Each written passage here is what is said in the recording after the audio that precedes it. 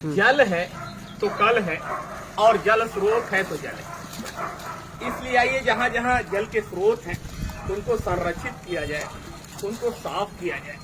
आप देखिए कि अभी गणेश पूजा पूरे देश में मनाया गया।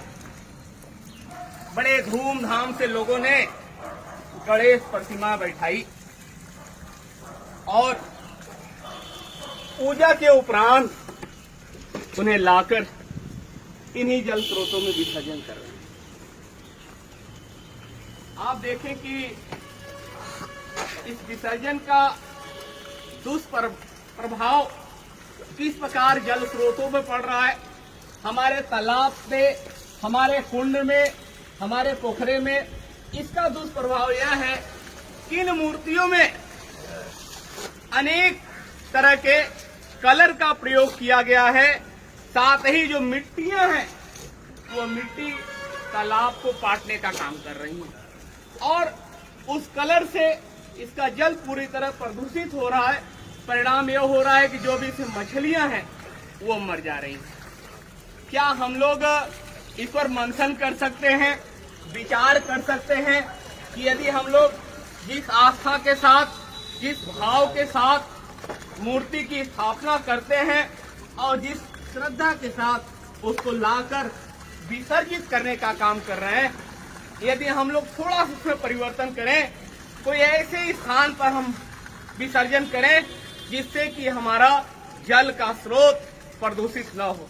क्योंकि ये जल स्रोत नहीं होगा तो शायद कल नहीं होगा, क्योंकि आपको जल नहीं मिलेगा। ये हमारे प्राचीन काल का एक हार्वेस्टिंग सिस्टम है जो बरसाती जल को अपने यहाँ संरक्षित करते हैं और फिर भूगर्भ में भेजते हैं। वही जल हमें हैंडपंप के माध्यम से, हमें समरसेबुल के माध्यम से प्राप्त हो रहा है।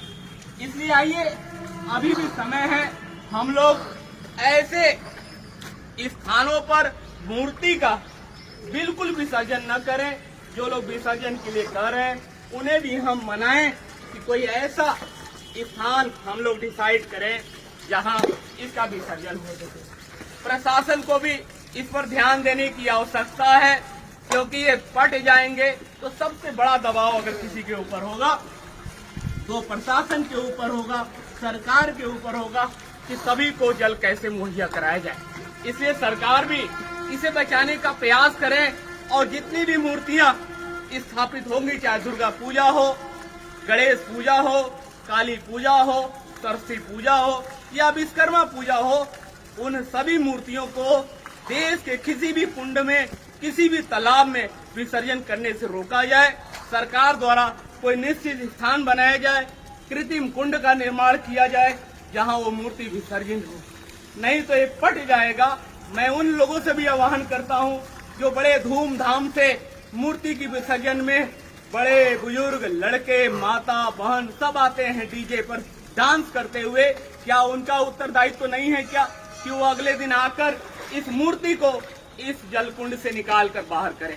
यदि आप में यह उत्तरदायित्व तो नहीं है तो अगले बार मूर्ति विसर्जन के लिए मत आए आप, क्योंकि जल नहीं होगा तो कल नहीं होगा और शायद आपके आने वाली पीढ़ी को जल प्राप्त नहीं होगा।